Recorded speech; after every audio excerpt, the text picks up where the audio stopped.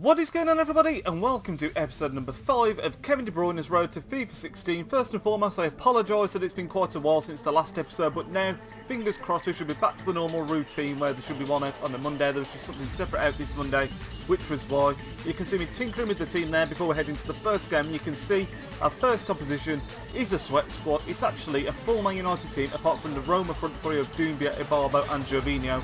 But we get off to a fantastic start. De Bruyne actually getting quite lucky there. The rebound goal, he gets his head on it, and that is why Doumbia is such a good player in this game. He's so well rounded, and you're going to be seeing a hell of a lot of goals in today's episode. There's just so many goals, and Doumbia contributing to more than his fair share. You can see that the other guy pulls it back 1-1 there.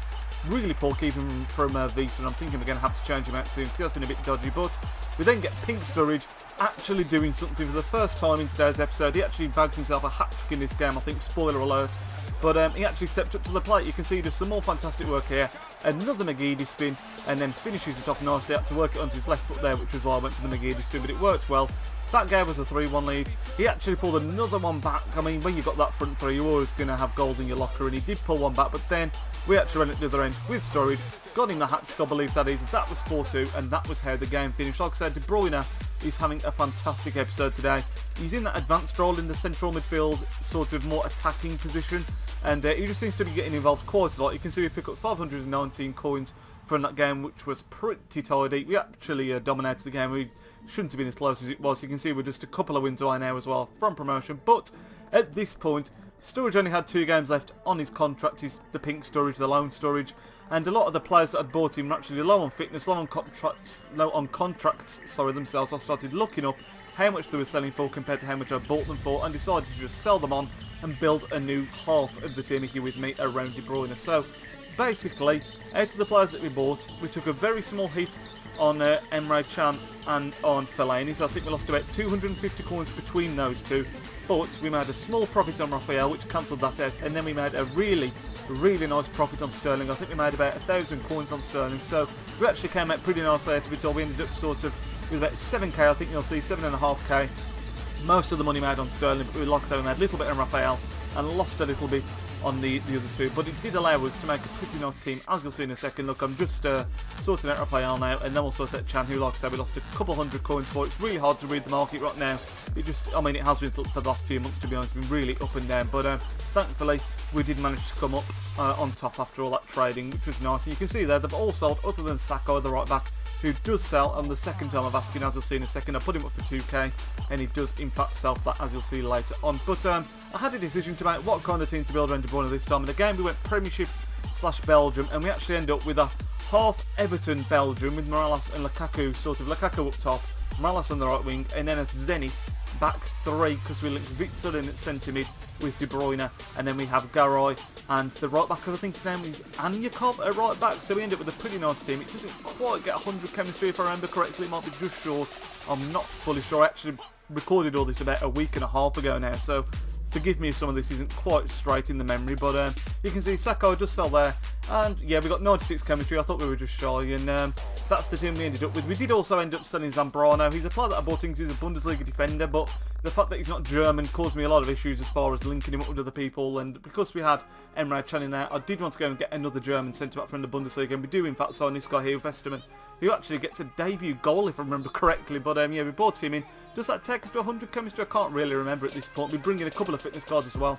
One for De Bruyne, who of course we're playing in every game right now, and then also one for Witsel, I think it was, who was a bit low on fitness, and perhaps one for Morales as well. I can't fully remember, but we end up with a pretty nice looking team in the end. You can see we've still got 3,350 coins spare as well, which is really nice because that'll come in handy when we're changing over the teams again. As you can see, I'm just setting up the instructions, and I'm sorry, I lied. We did end up with 100 chemistry, which was nice, and you can see the team on the screen now. Pretty nice outfit. We've got S5 still rocking that left-hand side, who's been fantastic for us. We're heading into the second game of the episode. What a team that is. I mean, Aguero, Sturridge, Remy at Can was a bit of a strange one, but he was really bad. We get really lucky with the first goal here. It just falls for De Bruyne, and he gets yet another goal in today's episode. Taps it in at the far post after a really good, dangerous ball from Lukaku, but I mean, it was just banter, wasn't it, really? But again, lovely little cut inside from De Bruyne, slams it across the keeper, who doesn't stand a chance with those, and that was 2. Now, like I said, we absolutely demolished him, and there's a lot of goals in today's episode, like I've already mentioned. This time, great work from S5, tees up De Bruyne again, and De Bruyne gets yet another goal.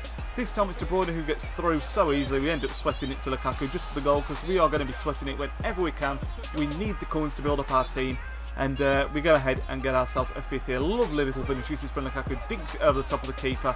5-0, and that was enough for this guy. He quit after that. So we did get the 5-0. I don't mind them quitting when you've got the 5 goals, because at least then you're still getting some nice amount of coins from it. But you can see De Bruyne is again heavily involved with a hat-trick. I mean, like I say, he just has a fantastic episode today. I mean, a hat-trick and 2 assists in one game is absolutely phenomenal, and you can see we pick up just over 400 coins, and we are well on the way to getting promoted again. We're actually going to jump straight into the next game of the episode. I didn't change anything, and again he's got a really nice team. In his second game in a row we get the Aguero and Sturridge combination, but this time he's got the pink Sturridge, and he's got a much more deadly looking team with Di Maria in there, Bale in there, really nice looking team. And again we kind of get very lucky with the first goal. De Bruyne shot deflecting, keeper doesn't stand a chance when that kind of stuff happens, and then Morales actually works a little bit of magic himself, a little bit of lag there, but we absolutely pull the defence all over the place.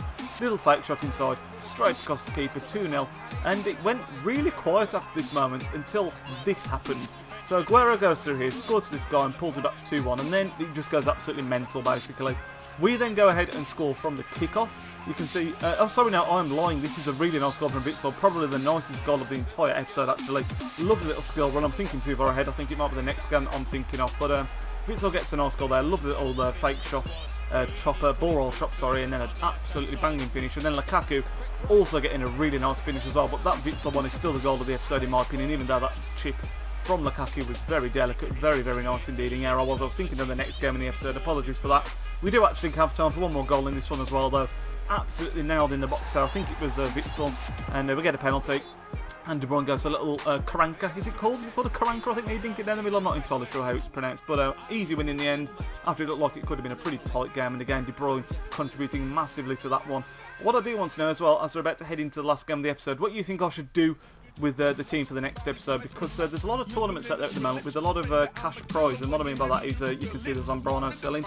There's tournaments where you're getting 7k a pop, so I'm thinking of making a team for one of the tournaments to do on single player, raking in the 7k and the free pack, and then see what we end up with to build with after that. So let me know what you think of that. I know it's only going to be a single player tournament, so it's not the most exciting, but when it's 7k, you know, it's really hard to turn that down, and you can see actually now we've come across a full Roma team for the last game of the episode. We changed around the team slightly, we tinkered it a little bit because of fitness issues with Witsel and also subbing S5 back in for some, but we take a fairly early lead there, 4 minutes in. De Bruyne gets through very easily, and I expected this to be a really tough game since it's a full Roma squad, but here's Vesterman's goal, not a debut goal, but a debut episode goal I meant earlier, sorry. So he gets a goal in his second appearance, and then we do something really stupid, and this is the craziness now that I was talking about in the last game. It was actually for this game. We throw it down the middle, really poor throw, they end up getting one back, then we score from the kick-off straight away. De Bruyne with a really nice skill run, absolutely mugging off his defenders everywhere, and a nice finish. Then, that was 3-1, I thought, you know, we've got the lead back now, 2-goal cushion, happy days. This guy then goes and scores from the kick-off as well, with Victor Sweaty Barber, which was pretty crazy. So I was like, fuck's sake, you know, just got that 2-goal cushion, and I paid it back again. But then we go and score from the kick-off again. So there's just an absolutely, it was like 2-0 for the longest time. They got one back, and then there was like 3 goals in a row from kick-off, which is absolutely ridiculous. But it did finish 4-2, we did get the win thankfully, and we are still, after today's episode, holding on to our 100% record, which is absolutely fantastic. You can see we pick up 5,500 coins for that win, and this is what I mean, if we can get another 7k from a tournament, we will be able to build ourselves a really nice team. So let me know what you think of that in the comments down below. I know it'll be single player, like I say, so it wouldn't be the most exciting, but I think it'd really help develop the squad nicely. But that is the squad that we're left with. Like I say, I'm probably thinking of sending Lukaku, Morales, Witsel, Garay and Anyakov to make money to then build a team for the next tournament. Let me know what you think of that. Thank you very much for watching today's episode. As always, it'd be fantastic if you leave a like on it and subscribe if you're new around here, and I'll speak to you all next time. Nidge out. Isn't it?